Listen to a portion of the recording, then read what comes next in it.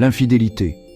C'est un mot qui fait froid dans le dos, qui évoque des images de vœux brisés, de confiance anéantie et l'amertume de la trahison.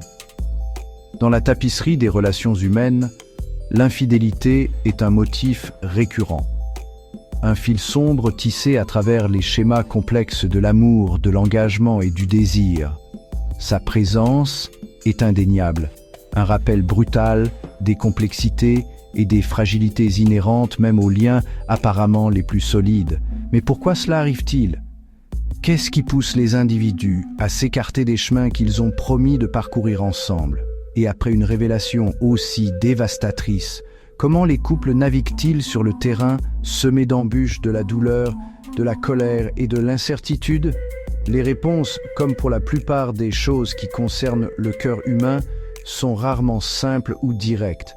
L'infidélité n'est pas un acte isolé, mais plutôt un symptôme, une fissure dans les fondations d'une relation qui témoigne souvent de problèmes plus profonds et non résolus.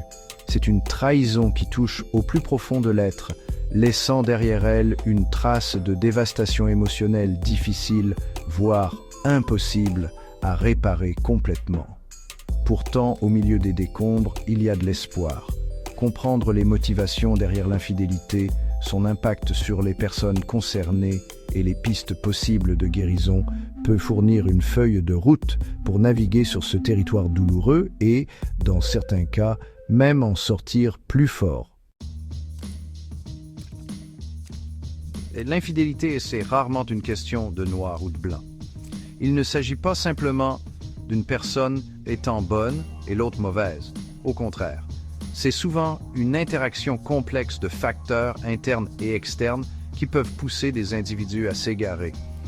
Un élément récurrent est le manque d'épanouissement émotionnel au sein du couple. Lorsque les partenaires se sentent ignorés, incompris ou peu appréciés, ils peuvent rechercher la validation et la connexion ailleurs. Cela n'excuse pas l'infidélité, mais cela éclaire les vulnérabilités sous-jacentes qui peuvent rendre les individus plus sensibles à son attrait.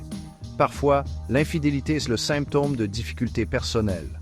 Les personnes aux prises avec une faible estime de soi, des traumatismes passés ou une crise de la quarantaine peuvent chercher du réconfort dans les bras d'une autre personne, espérant fuir leurs propres démons ou retrouver un sentiment de soi perdu.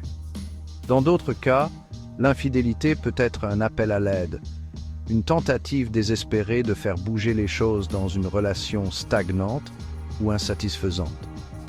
Les raisons de l'infidélité sont aussi diverses que les individus concernés, et comprendre ces motivations sous-jacentes est crucial pour que les deux partenaires puissent avancer, ensemble ou séparément.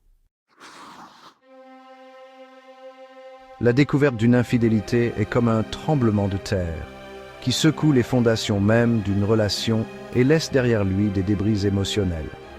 Le partenaire trompé peut ressentir un tourbillon d'émotions, choc, incrédulité, colère, tristesse et un profond sentiment de trahison.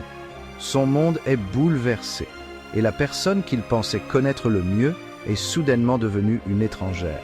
La douleur peut être omniprésente, le laissant perdu, confus et profondément insécure.